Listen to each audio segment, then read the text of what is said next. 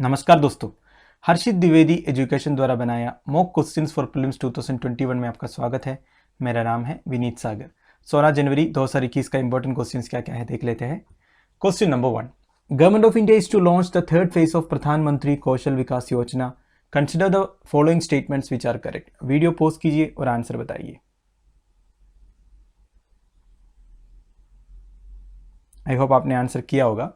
Now the answer is option A 1 and 2 only. Statement 3 गलत है। क्या लिखा है? The government of India through ministry of skill development and entrepreneurship MSD holds maximum share in NSDC। तो दोस्तों, प्रधानमंत्री कौशल विकास योजना जो है उसके अंदर आता है ये जो नेशनल स्किल डेवलपमेंट कॉर्पोरेशन। ठीक है, तो उसका वो एक नॉन प्रॉफिट ऑर्गेनाइजेशन है जिसमें गवर्नमेंट ऑफ इंडिया का शेयर है। ठीक है, एक्चुअली वो 49% है, 51% जो है प्राइवेट एंटरप्राइजेस को दिया हुआ है। इसके बारे में देखेंगे दोस्तों। सबसे पहले हम इसके एक्सप्लेनेशन देखेंगे, फिर हम स्टेटमेंट्स में आएंगे। देखो, 15 जनवरी 2021 को गवर्नमेंट ऑफ इंडिया ने प्रधानमंत्री कौशल विकास योजना का थर्ड फेज लॉन्च किया है। First and second phase successfully complete हुआ है। Third phase is to be implemented by ministry of skill development and entrepreneurship. ठीक है, देखो थर्ड फेज में क्या करने वाला है, 729 कौशल केंद्र एस्टेब्लिश होने वाला है और 200 ITIs are to be rolled out under skill India mission. Skill India mission के अंदर 200 ITI का फुल फॉर्म क्या है? इंडस्ट्रियल ट्रेनिंग इंस्टीट्यूट, जो इस तरह की स्किल प्रोवाइड करेगा। और 729 प्रधानमंत्री कौशल केंद्रास भी लॉन्च होने वाला है। अब प्रधानमंत्री Kaushal Vikas Yojana was launched as National Skill Development Mission in 2010। देखो, एस्टवेल ये नेशनल स्किल डेवलपमेंट मिशन था, 2010 में लॉन्च हुआ था। इसमें 3 इंस्टीट्यूशन था इसमें भाग लेने वाला। देखो, एक था prime minister national council on skill development, national Skill development corporation, national Skill development coordination board. इसमें नेशनल स्किल डेवलपमेंट कॉर्पोरेशन जो है दोस्तों इंपॉर्टेंट है। देखो, national Skill development corporation is a not for profit public limited company. तो basically कोई government of India का direct कोई कंपनी नहीं है, ये एक पब्लिक लिमिटेड कंपनी है। ठीक है, इस तरह रजिस्टर किया हुआ है। Incorporated on July 31, 2008 under section 25 of the companies act 1956। तो जो भी है इतना ही समझिए, नेशनल स्किल डेवलपमेंट कॉर्पोरेशन जो है एक नॉट फॉर प्रॉफिट ऑर्गेनाइजेशन है, एक पब्लिक लिमिटेड कंपनी है।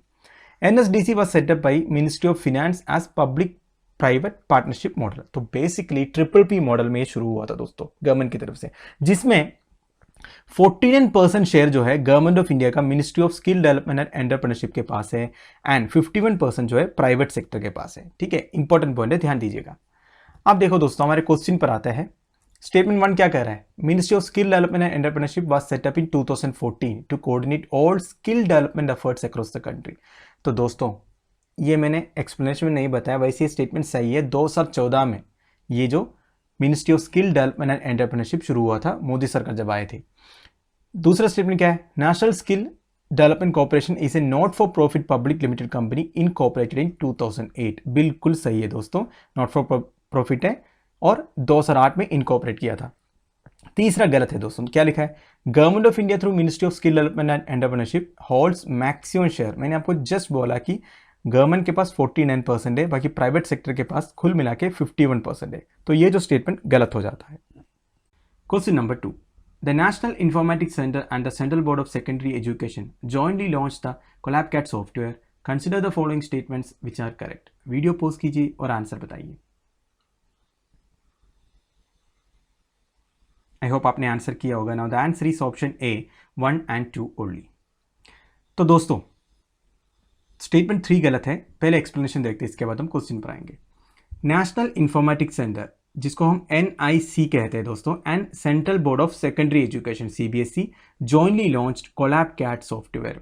तो दोस्तों, ये नाम याद रखिएगा, कोलैबकैट सॉफ्टवेयर। तो बेसिकली कैट सॉफ्टवेयर है। कैट का मतलब है कंप्यूटर एडेड डिजाइन। तो ये क्या करता है? It provides engineering solution for students and faculty of engineering graphics curriculum. तो जो इंजीनियरिंग स्टूडेंट्स के लिए इंजीनियरिंग सॉल्यूशंस प्रोवाइड करता है। एक ऐसा सॉफ्टवेयर है कंप्यूटर एडेड डिजाइन की सहायता से जो स्टूडेंट्स हैं, जिनको भी क्रिएशन करना है, मॉडिफिकेशन करना है कुछ डिजिटल डिजाइन्स का, इसके लिए जो कोलैबकैट सॉफ्टवेयर हेल्प करेगा। ठीक है, तो दोस्तों, ये जो कोलैबकैट सॉफ्टवेयर डायरेक्टली रिलेटेड है हमारा एम से। एम मतलब अटल इनोवेशन मिशन से। अटल इनोवेशन मिशन से देश भर में अटल टिंकरिंग लैब्स लगाए थे गवर्नमेंट ने स्कूलों में। ठीक है, अब ये स्कूल्स के क्राइटेरिया है वो मैं आगे बताऊंगा। किन किन स्कूलों को सिलेक्ट करते हैं अटल टिंकरिंग लैब्स लगाने के लिए। तो दोस्तों ये सॉफ्टवेयर की सहायता से अटल टिंकरिंग लैब्स में जो बच्चे काम करते हैं, मतलब इनोवेटिव डिजाइन्स करते हैं, कुछ डेवलपमेंट करते हैं, इनिशिएटिव्स नया नया लेके आते हैं, ये सब के लिए ये कोलैबकैट सॉफ्टवेयर है ना, ये हेल्प करेगा। मतलब जो अटल टिंकरिंग लैब्स में जो बच्चे इन्वॉल्व है उनके लिए सॉफ्टवेयर बहुत काम आएगा। It will enable students to create data across the network and access the same design data for storage and visualization। तो बेसिकली आप यही समझिए, जो अटल टिंकरिंग लैब्स में बच्चे इन्वॉल्व है उनके कामों को थोड़ा अच्छा सा करने के लिए, मतलब उनको पूरा सपोर्ट करने के लिए ये जो कोलैबकैट सॉफ्टवेयर काम करेगा। ये जो सॉफ्टवेयर रन करता है लिनक्स ऑपरेटिंग सिस्टम में।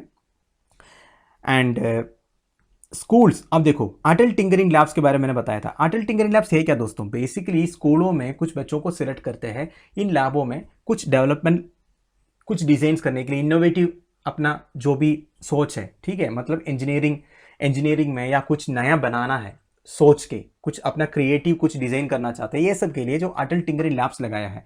अब ये स्कूल की क्राइटेरिया क्या है? मिनिमम 6 to 10, ठीक है, 6 से 10 तक होना चाहिए। Manage by government, local body और प्राइवेट ट्रस्ट, मतलब प्राइवेट स्कूल्स भी शामिल हो सकता है, ठीक है, जिसको चाहे वो अटल टिंकरिंग लैब्स लगा सकता है। Applicant school would have to provide at least 1500 square feet for built up space, ठीक है, 1500 स्क्वायर फीट का स्पेस चाहिए बिल्डिंग में। Applicant schools from hilly Himalayan island states UTs would have to provide at least 1000 square feet of buildup space. मतलब general states के लिए 1500 square feet का provision है, मतलब इतना बड़ा रूम देना है। और जो हिली हिमालयन स्टेट्स है, आइलैंड स्टेट्स है, यूनियन टेरिटरीज में 1000 स्क्वायर फीट का रूम भी चलेगा। तो ये है अटल टिंकरिंग लैब स्कूलों में लगाने का क्राइटेरिया दोस्तों। अब देखो हमारे स्टेटमेंट में आते हैं। स्टेटमेंट 1 क्या कह रहा है? कोलैबकैट सॉफ्टवेयर के बेसिक डेफिनेशन लिखा है, बिल्कुल सही है। Major aim of the software is to provide a good platform to the students of Atal tinkering labs. देखो दोस्तों बिल्कुल सही है, क्योंकि मैंने बताया था अटल टिंकरिंग लैब्स जो स्कूलों में लगाते हैं उनके लिए जो कोलैबकैट सॉफ्टवेयर अच्छा सा हेल्प करेगा। तीसरा क्या है? स्कूल्स मैनेज बाय गवर्नमेंट और local body can only setup Atal tinkering labs. ये गलत है दोस्तों, गवर्नमेंट और लोकल बॉडी नहीं, प्राइवेट ट्रस्ट है, स्कूल जो प्राइवेट ऑर्गेनाइजेशन चलाते हैं वो स्कूल में भी अटल टिंकरिंग लैब्स का प्रोविजन हो सकता है। Question number 3, every year on January 15 India celebrates army day. Consider the following statements which are correct. Video pause कीजिए और आंसर बताइए।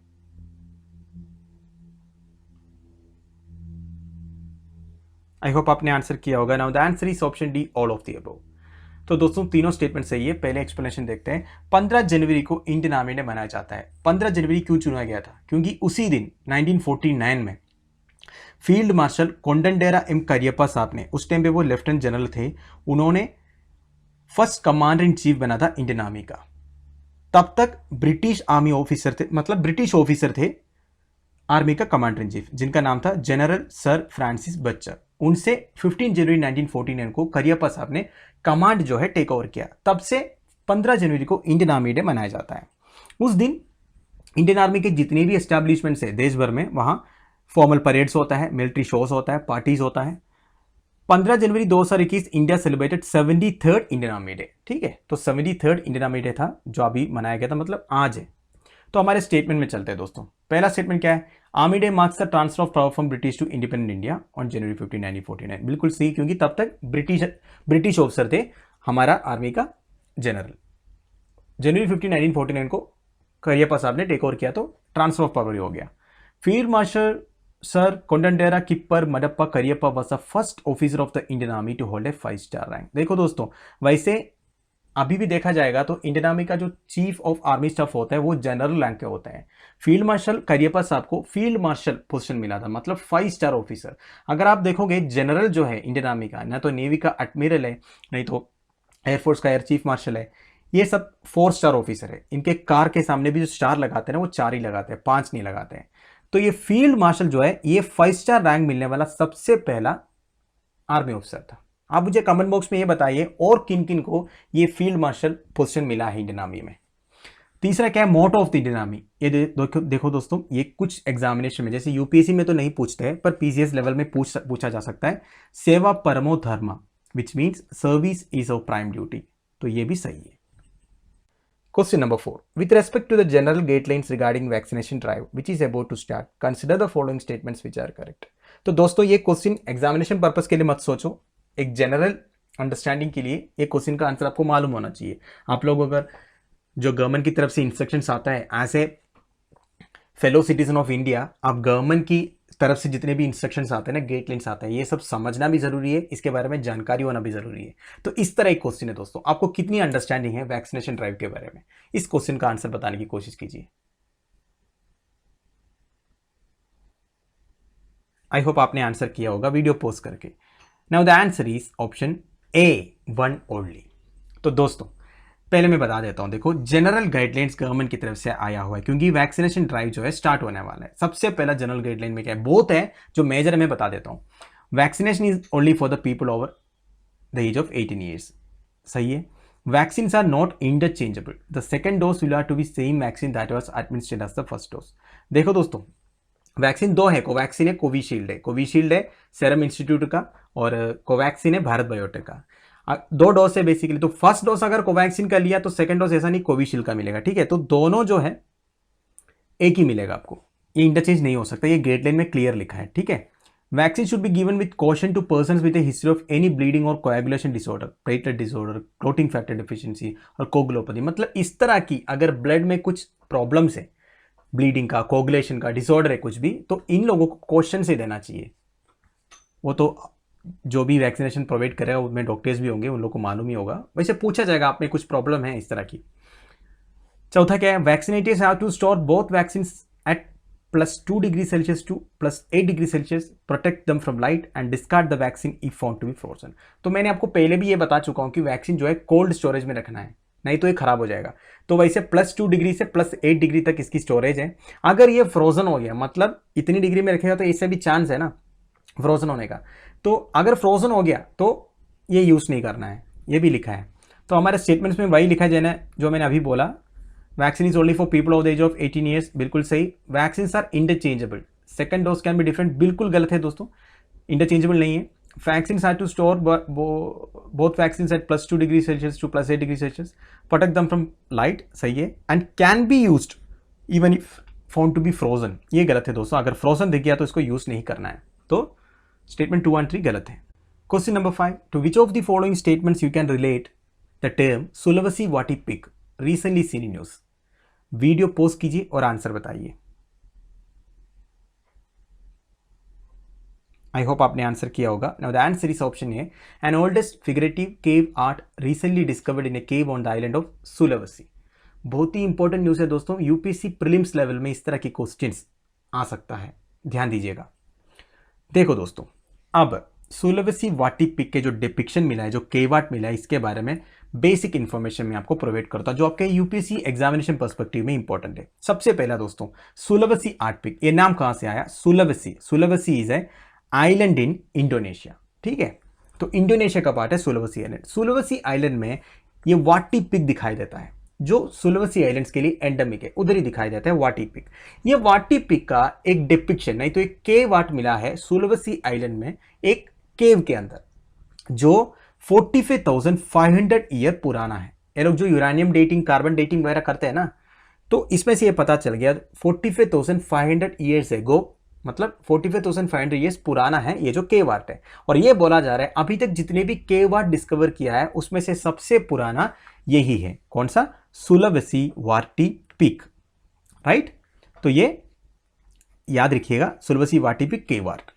अब और क्या बता रहे इसके बारे में, ये जो केव है ये एक वैली में है, ये बारिश के टाइम पे पूरा पानी भर जाता है, जा नहीं पाता है, ओनली ड्राई सीजन में एक नैरो पैसेज से ही इस केव में जा सकता है। और ये केव का नाम है, जहां ये डिपिक्शन मिला है, लियांग तेडोंग, राइट। इतना इंफॉर्मेशन काफी है दोस्तों, तो हमें हमारा आंसर मिल गया ऑप्शन ए।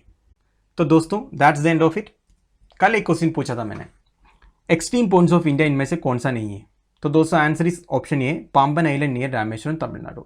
वैसे दोस्तों ये ईस्ट का है, ये वेस्ट का है, ये नॉर्थ का है, साउथ का ये नहीं है। साउथ का कौन सा एक्सट्रीम पॉइंट, वैसे मेन लैंड का देखा जाएगा तो साउथ का एक्सट्रीम पॉइंट है केप कोमोरिन, जो कन्याकुमारी में है, ठीक है, जहां विवेकानंद रॉक वगैरह है। अगर पूरा इंडिया का देखा जाएगा सतेन मोस्ट पॉइंट कौन सा है, इंदिरा पॉइंट है, जो अंडमान एंड निकोबार आइलैंड्स में सतेन साइड में इंदिरा पॉइंट, जिसका मेजर पार्ट जो है 2005 में जो सुनामी हुआ था उसमें सबमेज हो गया था, थोड़ा सा बचा है ऊपर। तो इंदिरा पॉइंट है, पूरा इंडिया का देखा जाएगा तो सदर्न मोस्ट एक्सट्रीम पॉइंट। वैसे इंडिया मेनलैंड का केप कमोरिन है, जो कन्याकुमारी में है। आज का क्वेश्चन देख लेते हैं। Study this map, which of the following area is marked और highlighted in the map of India. देखो दोस्तों, इस इंडियन मैप में कुछ एरिया मार्क किया है, आपको बताना है चारों ऑप्शन से मैं कौन सा मार्क किया हूं।